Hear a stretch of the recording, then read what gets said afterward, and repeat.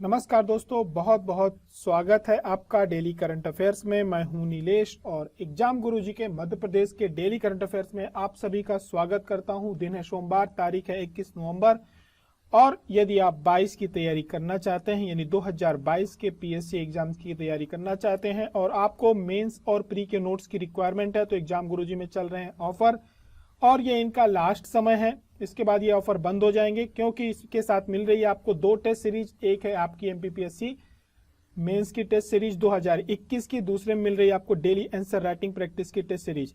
Pre notes के साथ आपको daily answer writing practice test series मिलती है, जो कि 895 रुपए की है, और नोट्स आपके 1299 के। इसमें किसी भी प्रकार के डिलीवरी चार्जेस आपसे नहीं लिए जाएंगे। नोट्स अपडेटेड है। साथ ही में आप यदि मुख्य परीक्षा के नोट्स परचेज करते हैं तो आपको मिलती है एमपीपीएससी मुख्य परीक्षा 2021 की टेस्ट सीरीज, जिनका एग्जाम 100% फाइनल होना है, किसी भी प्रकार के हमें मुगालते में नहीं रहना है। और इसके साथ आपको आंसर राइटिंग में आप यदि आप कॉपी देते हैं तो आपकी इसमें कॉपी चेक की जाएगी। इसका टेस्ट डिस्कशन आपके यूट्यूब चैनल पे चल रहा है। ज्यादा समय न लेते हुए आज हम शुरुआत करते हैं करंट अफेयर्स की, क्योंकि आज का करंट अफेयर्स काफी लंबा होने वाला है, थोड़ा सा समय ज्यादा लगेगा। शुरुआत करते हैं। कल हमने क्या क्या देखा था। भारतीय खाद्य सुरक्षा और मानक प्राधिकरण ने भोपाल में कितनी संस्थाओं को ईट राइट कैंपस घोषित किया है? 4 किया है। इनकी संख्या बढ़ती रहेगी। कैंपस का नाम हमें याद रखना है, विशेषकर जैसे हॉस्पिटल्स को मिलता है या सरकारी जो भी शासकीय संस्थान इन्हें मिलता है, तो उन्हें हमें उनका नाम याद रखना है। कोदो कुटकी का चयन 4 किन जिलों में से एक जिला उत्पादन के लिए किया गया है? तो अनूपपुर, डिंडोरी, मंडला और सिंगरौली। इसके बारे में मैंने आपको डिटेल्स में काफी समय दिया था। विश्व रंग महोत्सव का आयोजन कहाँ किया जा रहा है? तो भोपाल में किया जा रहा है। रविंद्रनाथ टैगोर यूनिवर्सिटी है, वहां पर किया जा रहा है। राज्य स्तरीय पेशा कार्यशाला का जो आयोजन किया जाएगा, ये कहाँ किया जाएगा? भोपाल में किया जाएगा। पेशा के बारे में जागरूकता फैलाई जाएगी। पीएम स्वनिधि योजना की शुरुआत कब से की गई थी? तो जून 2020 से की गई थी। मध्य प्रदेश की इसमें परफॉर्मेंस बहुत अच्छी रही है। आगे की तरफ बढ़ेंगे, राष्ट्रीय अंतर्राष्ट्रीय खबरों पे बात करेंगे। तो किस अंतरिक्ष एजेंसी ने चंद्रमा अभियान के लिए आर्टेमिस रवाना किया है? ये अभियान जो आर्टेमिस है, इसका नाम रखना है, चंद्रमा के लिए है। दूसरा एक किसका? ये नासा का अभियान है। निम्न में से किसे राष्ट्रपति मुर्मू ने पश्चिम बंगाल के 22वें राज्यपाल के रूप में नियुक्त किया है? क्रम याद रखने की जरूरत नहीं है। डॉक्टर सीवी आनंद बोस वर्तमान में पश्चिम बंगाल के राज्यपाल होंगे। यूरोपियन वर्क काउंसिल की स्थापना करने वाली पहली भारतीय कंपनी कौन सी है? तो विप्रो है। निम्न में से किसे मेटा हाल ही में अपना नया भारत का नया प्रमुख नियुक्त किया? संध्या देवनाथन को किया है। अब्बास मुंतशिर, जिनका हाल ही में निधन हुआ है, किस कार्य क्षेत्र से थे? खिलाड़ी थे, बास्केटबॉल के खिलाड़ी थे। भारत के एक ऐसे खिलाड़ी थे जो काफी फेमस थे बास्केटबॉल में। थोड़ा सा समय इसमें ज्यादा लगेगा करंट अफेयर्स में। आज का पहला प्रश्न ये रहा, निम्न में से किन्हें वर्ष 2021 के लिए प्रभास जोशी खेल पुरस्कार दिया गया है से सम्मानित किया गया है? श्री विनय प्रजापति, मुजाहिद बेग, बलबीर सिंह कुशवाहा या इकराम अली खान?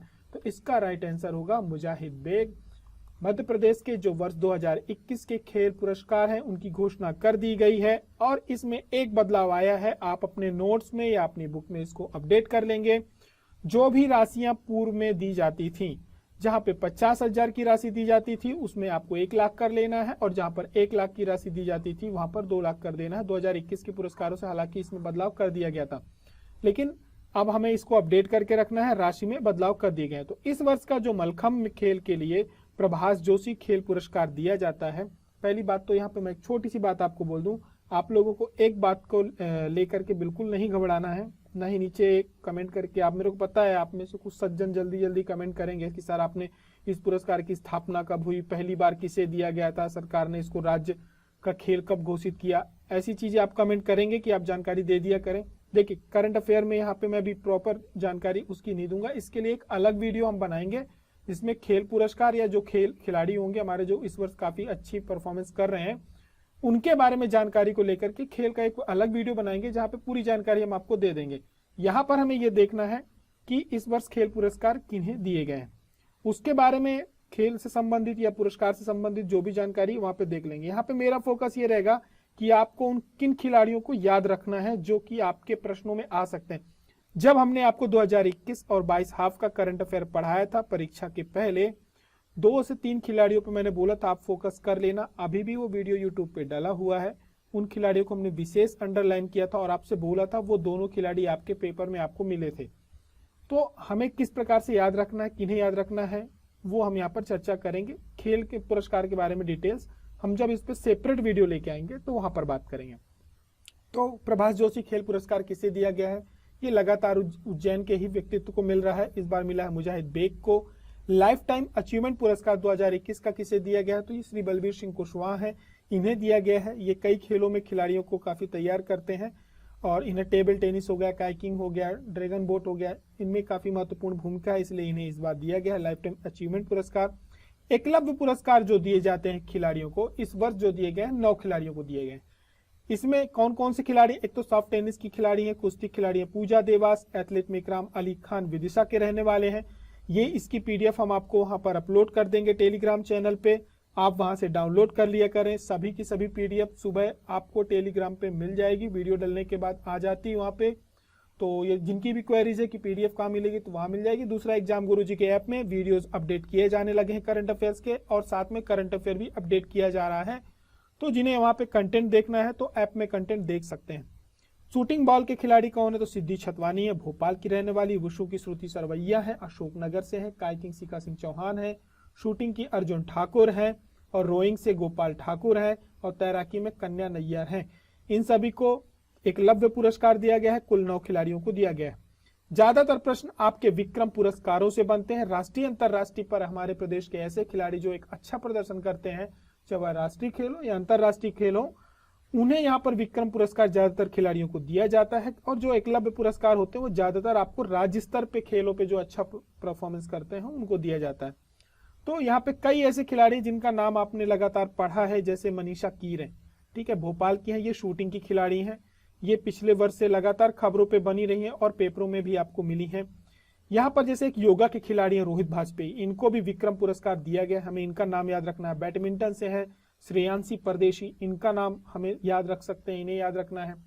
वहीं पर ये जो खेल है पुरस्कार है यहाँ पर आपको दिख रहे हैं, ये व्यक्तिगत खेलों में दिखे आपको दिए गए हैं विक्रम पुरस्कार, ठीक है। ये जो लिस्ट है ये व्यक्तिगत खेलों में पुरस्कृत खिलाड़ियों की लिस्ट है। और जो आपको इधर की तरफ खिलाड़ी मिल रहे हैं, ये जो दलीय खेलों में है, यानी जो कि उसमें खेला जाता, दलों का पूरा खेल होता है, जैसे खो खो हो गया, कबड्डी हो गया, उसमें से उन खिलाड़ियों को दिया गया है। व्यक्तिगत खेलों में से प्रश्नों की बनने की संभावना ज्यादा होती है, खासकर ऐसे खिलाड़ी जो अंतरराष्ट्रीय स्तर पर भी अपनी परफॉर्मेंस अच्छी दे रहे हैं। तो लेकिन यहाँ पर हमें एक खिलाड़ी का नाम याद रखना है, वो है आपके 2 पर्वतारोही, एक तो श्री भगवान सिंह कुशवाहा और श्री रत्नेश पांडे।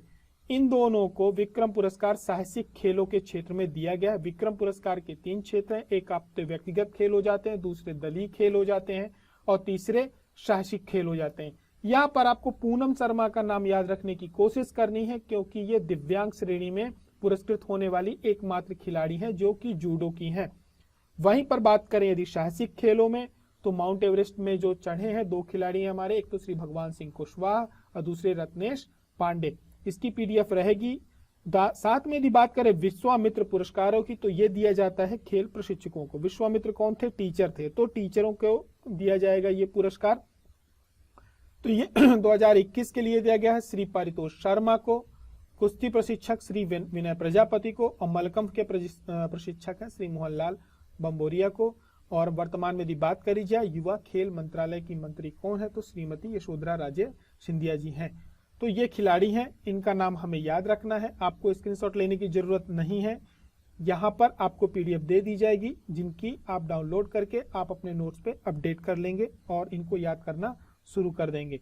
आते हैं हम लोग प्रश्न क्रमांक 2 की तरफ। अंतरराष्ट्रीय व्यापार मेला यहाँ पर मनाया गया है मध्य प्रदेश दिवस समारोह, ठीक है। तो इसका आयोजन कहाँ किया गया था? इस व्यापार मेले का आयोजन कहाँ किया गया था? यहाँ से 2 प्रश्न बन सकते हैं। मध्य प्रदेश दिवस समारोह कहाँ मनाया गया था, ठीक है। एक तो अंतरराष्ट्रीय व्यापार मेला में बनाया गया था, या अंतरराष्ट्रीय व्यापार मेला में क्या मनाया गया था? मध्य प्रदेश का एक समारोह मनाया गया था। तो ये पूछा जा सकता है आपसे। आगे भी देखते हैं। तो ये कहाँ लगा था मेला? इंदौर में, अहमदाबाद में, नई दिल्ली में या ग्वालियर में? तो इसका राइट आंसर होगा नई दिल्ली में अंतरराष्ट्रीय व्यापार मेला चल रहा है, जहां पर एक हमारे लगभग सभी राज्यों के स्टॉल लगे हुए हैं। वहां पर हमारे मध्य प्रदेश का भी स्टॉल लगा हुआ है। मध्य प्रदेश के स्टॉल में बनाया गया था मध्य प्रदेश दिवस। तो ये 41वां व्यापार मेला है, ठीक है। इस बार जो मध्य प्रदेश ने अपनी थीम रखी, उसका नाम रखा वोकल फॉर लोकल और लोकल टू ग्लोबल।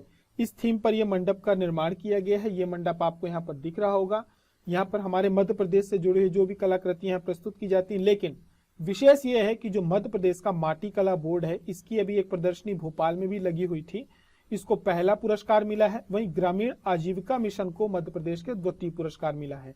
ठीक है, और वहां पर कई प्रकार के हमारे जो स्टॉल लगे हैं, उनमें हमारे यहाँ का जो ओडीओपी का प्रोग्राम चल रहा है उससे संबंधित प्रदर्शनी वहां पर लगाई गई है। तो छतरपुर की माटी शिल्प और भोपाल की जरी जरदोजी कला। जरी जरदोजी कला आपने देखी होगी, एक प्रकार की बुनकरों की कला है, बटुआ वगैरह बनते हैं, उसमें काफी कलाकारी की जाती है। ठीक है, तो उस प्रकार का एक बटुआ होता है। इनका वहां पर क्या सजीव प्रदर्शन किया गया, मतलब उसको बना करके दिखाया गया है। छतरपुर का जो वहां पे स्पेस दिया हुआ होगा, वहां पे माटी के वो अलग अलग जो भी खिलौने वगैरह बनाते हैं वो बना करके उन्होंने दिखाया होगा। बढ़ेंगे हम लोग प्रश्न क्रमांक 3 की तरफ। हनुमंतिया टापू किस जिले में? खंडवा, खरगोन, बड़वानी या नीमच? तो इसका राइट आंसर होगा ये है खंडवा में। प्रतिवर्ष आने वाला एक करंट अफेयर है आपका ये। तो जल महोत्सव का 7वां जल उत्सव मनाया जा रहा है। हनुमंतिया टापू है, यहाँ पर पूरा का पूरा वाटर से संबंधित जितने भी स्पोर्ट्स होते हैं वो ऑर्गेनाइज किए जाते हैं। स्टे करने वाली जगह है, आपको फील होगा कि आप गोवा वगैरह में हैं। तो ये एक टापू, वहां पे पूरा का पूरा ये मध्य प्रदेश का जो पर्यटन बोर्ड है उसके द्वारा ये पूरा का पूरा आयोजन किया जाता है। जल महोत्सव का प्रतिवर्ष होता है और इसके लिए मध्य प्रदेश के जो पर्यटन बोर्ड है इसको बहुत सारे अवार्ड मिल चुके हैं। लेकिन इस बार एक अलग चीज ये की जा रही है कि यहाँ पर इंफ्लेटेबल बोट इक्विटी कराई जा रही है। ठीक है, ये देश में पहली बार ऐसी कराई जाएगी। जल महोत्सव की उपलब्धियों की बात करें तो 2022 में स्पेन में India unique water and adventure carnival का पुरस्कार से सम्मानित किया जा चुका है। ये हमने आपको करंट अफेयर्स में पढ़ाया था। इसके पहले 2017 में केंद्रीय पर्यटन मंत्रालय द्वारा इसके सबसे अनोखे अद्वितीय नवीन पर्यटन उत्पादन के रूप में इसको सम्मानित किया जा चुका है। 2021 में जल महोत्सव के 7 दिन के दौरान लगभग 2,40,000 से ज्यादा पर्यटक शामिल हुए थे और इस वर्ष कोरोना का था, इस थोड़ा सा डाउन था, लेकिन इस वर्ष काफी ज्यादा पर्यटकों के सम्मिलित होने की संभावना है। और बात करी जाए पर्यटन, संस्कृति और धार्मिक न्यास मंत्री कौन है, तो मंत्री है सुश्री उषा ठाकुर। आगे की तरफ बढ़ेंगे प्रश्न क्रमांक 4 की तरफ। राष्ट्रीय मत्स्य विकास बोर्ड कहां पर है? हैदराबाद में, अहमदाबाद में, कलकत्ता में या चेन्नई में? तो इसका राइट आंसर क्या होगा? इसका राइट आंसर होगा कि जो राष्ट्रीय मत्स्य विकास बोर्ड है वो है हैदराबाद में। और ये क्यों है खबरों में? क्योंकि मध्य प्रदेश का जो मत्स्य महासंघ है इसको सम्मानित किया गया है, विशेष उत्कृष्ट पुरस्कार के रूप में कीर्ति पुरस्कार दिया गया है। और ये पुरस्कार दिया जाने वाला है राष्ट्रीय मत्स्य विकास बोर्ड हैदराबाद के द्वारा। और 21 नवंबर को वहां पर एक कार्यक्रम का आयोजन होगा जहां पर मध्य प्रदेश का जो ये बोर्ड है मत्स्य महासंघ, इसको 5 लाख रुपए की राशि दी जाएगी। बाकी स्मृति चिन्ह, प्रशस्ति, पुरस्कार दिए। ये क्यों दिया गया है? क्योंकि हमारे यहाँ जो मछुआरे होते हैं उनके लिए अलग अलग योजनाएं चल रही हैं। मत्स्य भी कृषि का एक भाग है, उसके लिए सरकार काफी सारी योजनाएं चला रही है। तो यहाँ पे बांधों, नदियों, तालाब में जो मछली का उत्पादन हो रहा है उसमें सरकार ने काफी अच्छे प्रयास किए हैं, नवाचार किया है। इन्हीं चीजों को ध्यान में रख करके उत्कृष्ट पुरस्कार दिया गया है। मध्य प्रदेश की बात करें, अध्यक्ष कौन है मत्स्य महासंघ के और मंत्री कौन है, तो श्री तुलसी सिलावट जी हैं। आगे की तरफ बढ़ेंगे, बात करेंगे प्रश्न क्रमांक 5 की। राज्य शासन द्वारा कौमी एकता सप्ताह कब से कब तक मनाया जाएगा? 19 से 28 नवंबर, 15 से 25 नवंबर, 19 से 25 नवंबर या 11 से 22 नवंबर? तो इसका राइट आंसर होगा 19 से 25 नवंबर। 19 से 25 नवंबर तक पूरे भारतवर्ष में वैसे मनाया जाना है, लेकिन इसके लिए मध्य प्रदेश में एक अलग गाइडलाइन डाली गई है। तो ये प्रतिवर्ष मनाया जाता है कौमी एकता सप्ताह के रूप में। 19 से 25 नवंबर तक इस वर्ष मनाया जाएगा। इसमें होता क्या है, लोगों के जो हमारे, क्योंकि भारत क्या है, विविधताओं से भरा हुआ देश है, हमारे यहाँ बहुत सारे जाति संप्रदाय के लोग रहते हैं। तो सभी को एक दूसरे की संस्कृति का सम्मान करना, एक दूसरे के कल्चर के बारे में जानकारी देना, ठीक है, और उनमें एक तरह से एकता का भाव पैदा हो, साथ में मिलजुल करके रहें, इन्हीं सब चीजों को ध्यान में रख करके प्रतिवर्ष कौमी एकता सप्ताह मनाया जाता है। लेकिन इसमें एक बात ध्यान रखनी है, 25 नवंबर को झंडा दिवस के रूप में मनाया जाएगा। मतलब हम सभी के सभी लोग एक ही झंडे के नीचे रहने वाले इस भारत की संतान है। ये पूरा का पूरा इसका उद्देश्य है। इसमें अलग अलग फॉर्मेट होते हैं। 19 से लेकर के 25 तारीख तक का पूरा एक शेड्यूल होगा। शेड्यूल में हमें नहीं जाना है, सभी कुछ ना कुछ विशेष दिन प्रोग्राम ऑर्गेनाइज किए जाएंगे और सभी एक दूसरे की एकता से ही संबंधित होंगे। चाहे कोई भी जाति हो, संप्रदाय हो, एक दूसरे के प्रति क्या हो, दुर्भावना का, किसी प्रकार की दुर्भावना ना आए, इन्हीं सब चीजों को ध्यान में रख के पंपलेट्स वगैरह बनाए जाएंगे, बच्चों के बीच में जानकारियां दी जाएंगी। आगे की तरफ बढ़ेंगे, चलेंगे हम लोग राष्ट्रीय अंतरराष्ट्रीय खबरों में। भारत में पहली निजी तौर पर रॉकेट निर्मित करने वाली कंपनी कौन सी है? ये रॉकेट लॉन्च कर दिया गया है, विक्रम एस। तो ये निर्मित करने वाली कंपनी कौन सी है? The space race, Skyroot Aerospace, Agnikul Cosmos या पिनाक। तो इसका राइट आंसर होगा स्काई रूट एरोस्पेस। डिटेल बहुत सारी दी थी जब ये लॉन्च होने वाला था तभी, फिर भी यहाँ पर हम देख लेते हैं ये क्यों है ज्यादातर खबरों में। इसको आप ये बोले कि जिस दिन इसकी लॉन्चिंग हुई है, भारत के राष्ट्रपति से लेकर के हर व्यक्ति ने एक उत्साह के साथ बधाई दी है इस एरोस्पेस को। क्यों दी है? क्योंकि क्या है कि अब हमारे यहाँ अभी तक सारा का सारा जो एयर स्पेस से संबंधित थे, जितने भी रॉकेट छोड़े जाते थे, अंतरिक्ष यान से संबंधित जो भी कार्यक्रम होते थे, वो इसरो के द्वारा ऑर्गेनाइज किए जाते थे। दुनिया के लगभग सभी डेवलप्ड कंट्रीज में प्राइवेट सेक्टर भी इस फील्ड में आ चुका है। और उसके कारण क्या होता है कि कहीं ना कहीं अब क्या होता है, इसरो के पास बहुत सारा लोड होता है, क्योंकि वो एशिया से एशिया ही नहीं, यूरोप से भी कई बार उनकी जो रॉकेट होती है उनकी लॉन्चिंग करता है, तो उनके ऊपर भी एक बर्डन होता है। दूसरा, हमारा एक बहुत बड़ा बजट का हिस्सा भी वहां खर्च होता है, और समय क्या होता है, धीरे धीरे बहुत ज्यादा लगने लगता है। और इसकी वजह से जो इसरो है वो अपने खुद के प्रोग्राम में भी कई बार इसकी वजह से डिले हो जाता है, उतना ध्यान नहीं दे पाते। हम ये नहीं कहेंगे लापरवाही होती है, लेकिन उनके ऊपर एक लोड बढ़ता है। तो अब क्या होगा कि जब हमारे यहाँ प्राइवेट सेक्टर भी इसमें आएंगे तो इसरो का बहुत सारा लोड इधर की तरफ चला जाएगा, और हमारे यहाँ धीरे धीरे आप देखेंगे कि चाहे वो बांग्लादेश हो, आपका नेपाल हो, म्यांमार जैसे जैसे ठीक हो जाएगा, वहां भी मालदीव, इन सभी जगहों के छोटे छोटे जो कंट्रीज हैं जो इसका खर्चा वहन नहीं कर सकते, हमारे यहाँ क्या करेंगे, अपने अपने जो उनके अंतरिक्ष यान है उनकी लॉन्चिंग यहाँ पर करवाएंगे। उनको जो भी सैटेलाइट्स वगैरह लगानी होगी वो हमारे यहाँ पर आएंगे, और उससे क्या होगा, एक इनकम होगी। तो जो विक्रम एस छोड़ा गया है, ये छोड़ा गया है अभी 18 नवंबर को। तो 18 नवंबर की जो तारीख है ये हमें याद रखनी है। इसका नाम विक्रम एस इसलिए रखा है स्काई रूट ने, क्योंकि जो हमारे अंतरिक्ष कार्यक्रम है उसके जो जनक कहे जाते हैं वो विक्रम साराभाई कहे जाते हैं। उनको श्रद्धांजलि के रूप में, क्योंकि उनका ये पहला प्रोजेक्ट था, इसलिए उन्होंने इसको विक्रम साराभाई को समर्पित किया है, और उनका नाम रखा विक्रम एस। स्काई रूट कौन है? स्काई रूट जो एरोस्पेस है, ये भारत में पहली निजी तौर पर रॉकेट निर्मित करने वाली कंपनी है। इसका जो विक्रम एस है ये छोड़ा गया है हैदराबाद से, ठीक है। इसका जो कार्यालय है हैदराबाद में है। इसका रॉकेट का जो इन्होंने डेवलपमेंट किया है ये हैदराबाद में किया है। इसका मुख्यालय स्काई रूट एयरवेज का कहाँ पर है? हैदराबाद में। इस पूरे के पूरे मिशन का या प्रोग्राम का जो इन्होंने नाम रखा है वो रखा है प्रारंभ। बहुत सारे प्रश्न यहाँ पर बन सकते हैं, और इसको लॉन्चिंग का जो ये रॉकेट छोड़ा गया है इसका नाम रखा है विक्रम एस। इसके 3 प्रकार के रॉकेट लॉन्च होंगे जो आगे आने वाले समय पे आपको दिखेंगे। अब बात करें यदि, तो इसमें कुल 3 उपग्रह ये लेकर के गया है, जो कि अलग अलग देशों के भी थे। इनमें से था आपका एक क्या कहते हैं, फनसेट करके था जो 2.5 किलोग्राम का था। फिर स्पेस किड्स इंडिया था, ठीक है। कई 2 विदेशी उपग्रह भी गए, साथ में एक इनका गया हुआ है। अब फास्पेट में कुछ हिस्से अलग अलग स्कूली छात्रों ने विकसित किए हुए थे। वहीं पर बात करें कि जो 2 उपग्रह हैं एन स्पेस टेक, ये आंध्र प्रदेश के द्वारा विकसित किए गए थे, ठीक है। अब इसमें जो इंजन है, ठीक है, विक्रम एस पूरे के पूरे रॉकेट का नाम है, लेकिन जो इसमें इंजन का प्रयोग किया गया है वो हमारे पूर्व जो राष्ट्रपति डॉक्टर कलाम, मिसाइल मैन, उनके नाम से रखा गया है। उसका नाम रखा गया है कलाम 80। तो यहाँ से आपके कई प्रश्न बनेंगे। बात करें स्काई रूट एयरवेज की, तो ये हमारे यहाँ का एक स्टार्टअप है। अभी ये क्या कहते हैं, यूनिकॉर्न में शामिल नहीं हुआ है, क्योंकि इसकी जो अभी इन्होंने स्टार्टअप के लिए जो फंड जुटाए हैं वो 68 मिलियन के जुटाए हैं। जैसे ही इनका ये फंड जो होगा 1 बिलियन हो जाएगा, ये हो जाएगा जाकर के एक यूनिकॉर्न। तो अभी ये यूनिकॉर्न नहीं है, लेकिन जल्दी ही यूनिकॉर्न बन जाएगा। तो जो ये कंपनी है ये 2018 में शुरुआत हुई थी इसकी, और ये हैदराबाद में है। अब ये पूरी तरह से प्राइवेट कंपनी है।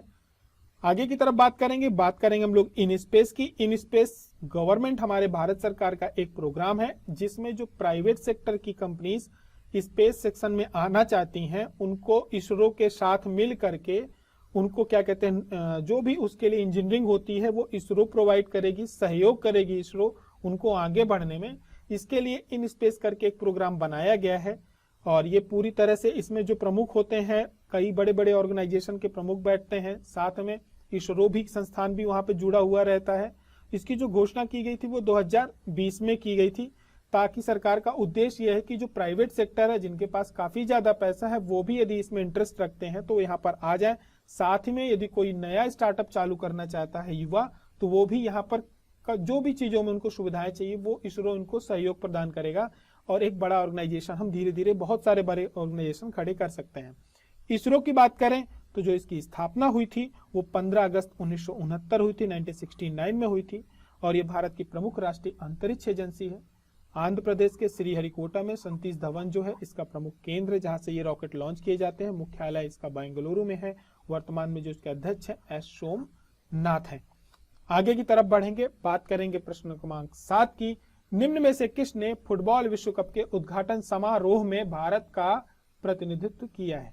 भारत के राष्ट्रपति, भारत के उपराष्ट्रपति, विदेश मंत्री या युवा खेल मंत्री? तो इसका राइट आंसर होगा कि भारत के जो उपराष्ट्रपति हैं वो जो फुटबॉल का आयोजन किया जा रहा है वर्ल्ड कप का, फीफा वर्ल्ड कप 2022, ये हो रहा है कतर में, और हमारे देश के जो उपराष्ट्रपति हैं धनखड़ जी, श्री जगदीप धनखड़, ये वहां पर हमारे देश का नेतृत्व करने वाले हैं। बहुत ज्यादा इसमें फैक्ट्स है नहीं अभी, क्योंकि अभी खेल शुरू हुआ है। तो इसका आयोजन कहाँ हो रहा है ये हमें धीरे धीरे रट जाएगा। कतर में हो रहा है, 32 टीमें के लगभग इसमें भाग लेंगी, और ये अरब विश्व में होने वाला पहला विश्व कप है। इसके साथ ही में बात करेंगे इसका जो लोगो है या शुभंकर है वो क्या है, तो इसका नाम है लाइव। ये यहाँ पे आपको दिख रहा होगा अरबी में, ये व्हाइट कलर का है, ब्लैक कलर का इसने धागा बांध रखा ऊपर, ये लाइव है। ये इसका जो पूरे फीफा वर्ल्ड कप का शुभंकर है। लाइव में एक अरबी शब्द मतलब होता है विशेष गुण या क्षमता वाला खिलाड़ी। बात करें हम फीफा विश्व कप की, तो प्रति 4 वर्ष में आयोजित किया जाता है। शुरुआत 1930 में हुई थी, और सबसे ज्यादा सफल जो टीम है वर्तमान में ब्राजील है, 5 बार की है, और करंट जो चैंपियन है अभी तक वो है फ्रांस। ठीक है। फीफा का मुख्यालय कहां पर है, तो स्विट्जरलैंड ज्यूरिख में है। राष्ट्रपति इसके जो है गियानी इन्फेंटिनो है। फीफा वर्ल्ड कप 2026 की मेजबानी संयुक्त राज्य अमेरिका, मैक्सिको और कनाडा के द्वारा की जाएगी। जो अगला विश्व कप होगा फीफा का 26 में होगा, और ये कहां होगा, यूएसए, मैक्सिको और कनाडा के द्वारा की जाएगी। किस भारतीय महिला टेबल टेनिस खिलाड़ी ने हाल ही में एशियन कप में कांस्य पदक जीता है? पूजा शास्त्र बुद्धे, नैना जायसवाल, मनिका बत्रा या भाविना पटेल? तो इसका राइट आंसर होगा मोनिका बत्रा है। ये सेमीफाइनल पर भी पहुंचने वाली पहली महिला खिलाड़ी हैं। ये बाकी के जो खिलाड़ी ये सभी टेबल टेनिस के खिलाड़ी हैं, ये हमें याद रखना है। मोनिका बत्रा, ये है मोनिका बत्रा, इन्होंने अभी टेबल टेनिस में एशियन कप में क्या जीता है, कांस्य पदक जीता। सेमीफाइनल पे भी पहुंचने वाली पहली भारतीय खिलाड़ी है, और इसके अलावा ये पदक जीतने वाली पहली भारतीय महिला खिलाड़ी है। भारतीय खिलाड़ी नहीं है, पहली भारतीय महिला खिलाड़ी है। इनके पहले चेतन बबूर थे जो उसके पहले पदक ला चुके थे, और चेतन बबूर ने एशियाई कप में एक उस समय पे क्या था, एकमात्र टेबल टेनिस खिलाड़ी थे जिन्होंने एकल पदक में जीता था और रजत पदक जीता था। इसके बाद इन्होंने इनकी बात करी जाए तो 1997 में इन्होंने रजत पदक जीता था, बाद में कांस्य पदक जीता था।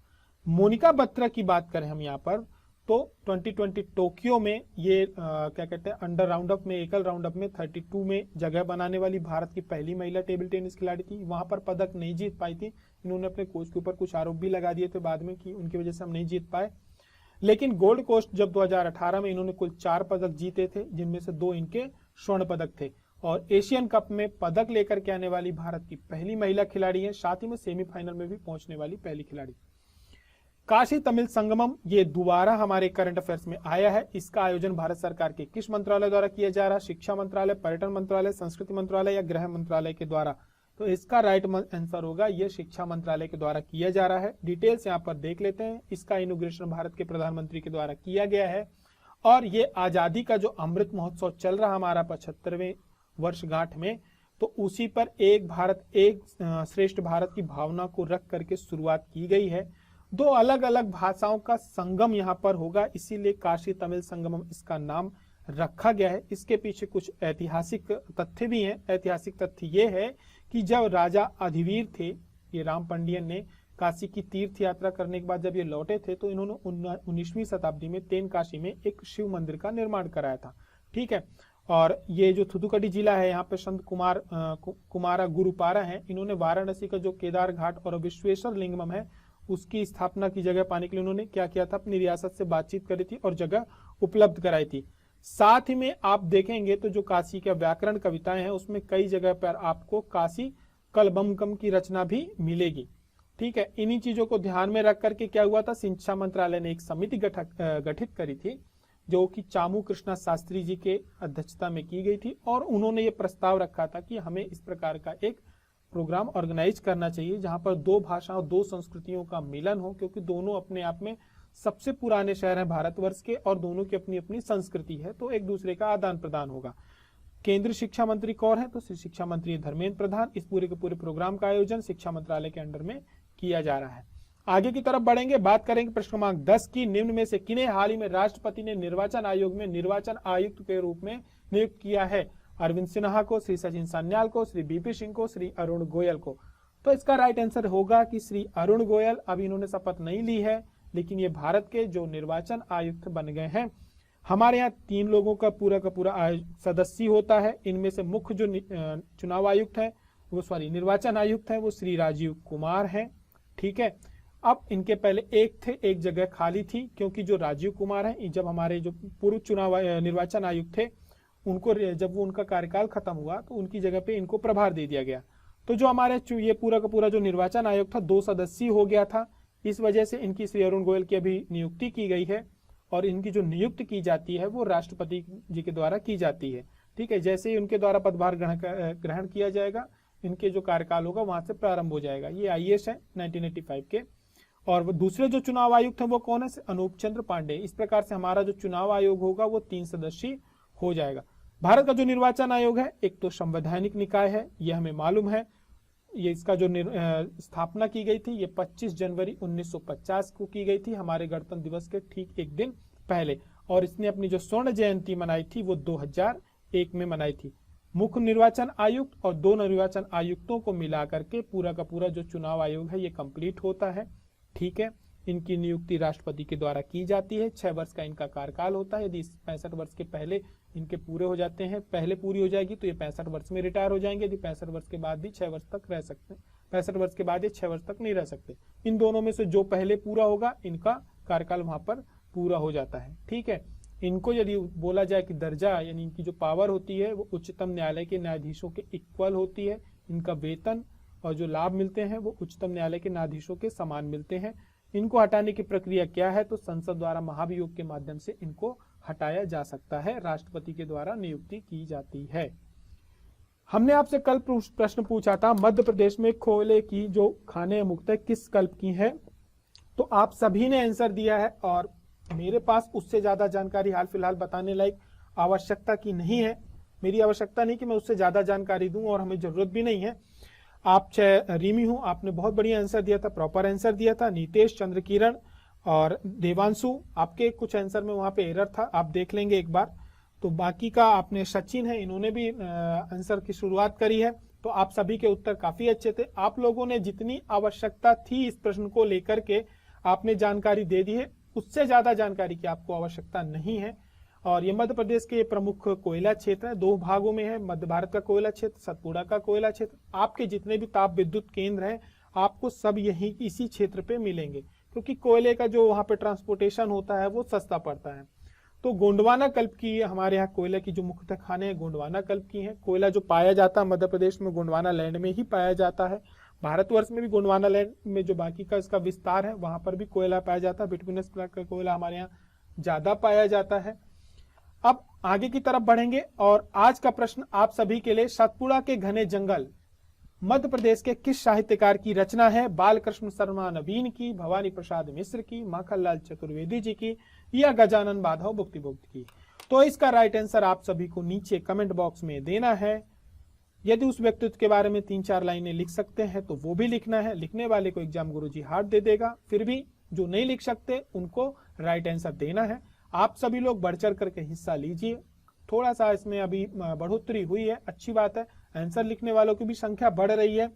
मेरा आप सभी से अनुरोध रहेगा, जो लोग भी इस पे जिन्हें एग्जाम गुरुजी की तरफ से हार्ट दिया जाता है वो आंसर लिखते हैं, तो आप लोग उनके आंसर को लाइक कर दिया करें। काफी लोग करने लगे हैं, अच्छी पहल है ये। मेरा उद्देश्य है कि आप सभी को अच्छे और नए नए प्रश्न हम लेकर के आए, थोड़ा सा इसमें नवीनता लेकर के आए। आप लोग इतनी डिटेल दे देते हैं कि मुझे बताने की आवश्यकता रह नहीं जाती। फिर भी कोशिश करेंगे कि यदि कुछ नया होगा तो उसके बारे में बताएंगे। अब आप सभी को आंसर का मुझे इंतजार रहेगा। करंट अफेयर खत्म करने के पहले आपको जानकारी दे देते हैं कि यदि आप एमपीपीएससी की तैयारी कर रहे हैं, प्री या मेंस का कोर्स परचेज करना चाहते हैं, तो एग्जाम गुरुजी में 3,999 में प्री कोर्स जिसकी वैलिडिटी आपको 3 वर्षों की रहती है। इसके साथ आपको प्री के प्रिंटेड नोट्स मिलते हैं जिसका कोई शुल्क नहीं लिया जाता। इसके अंदर आपको एमसीक्यू, वीडियो लेक्चर्स और पीडीएफ भी मिलेगी, साथ में प्रिंटेड नोट्स भी मिलेंगे। ठीक इसी प्रकार से मुख्य परीक्षा में भी आपको पूरा का पूरा प्री कोर्स तो साथ में मिलेगा ही, वीडियो कोर्स की भी आपको पीडीएफ मिलती है, साथ में प्री प्लस मेंस दोनों के नोट्स आपके घर पे पहुंचाए जाएंगे जिनकी कॉस्ट 15,000 है। मुख्य परीक्षा का कोर्स आप परचेज कर सकते हैं और प्री का भी। ये आपको ज्यादा डिटेल्स के लिए नीचे दिए गए नंबर पे कॉल करना है या व्हाट्सअप करना है। एग्जाम गुरुजी के ऐप से भी आप डायरेक्ट बिना किसी फोन के भी इसको परचेज कर सकते हैं। कोर्स आपका तुरंत एक्टिव हो जाता है, इसको एक्टिवेट करवाने की आवश्यकता नहीं पड़ती। फिर भी दिक्कत जाती है तो नीचे करंट अफेयर में आप नीचे जो नंबर दिए गए हैं उनमें कॉल करके आप पता कर सकते हैं। करंट अफेयर आपको कैसा लग रहा है बताना नहीं भूलें। पसंद आ रहा है तो इसको आप शेयर करना नहीं भूलें और इसकी पीडीएफ आपको टेलीग्राम चैनल से डाउनलोड कर लेनी है। और एग्जाम गुरुजी के ऐप में करंट अफेयर लगातार अपडेट किए जा रहे हैं। हमारी और आपकी मुलाकात फिर अगले दिन होती है। तब तक के लिए आप अपना ध्यान रखें। जय हिंद, जय भारत।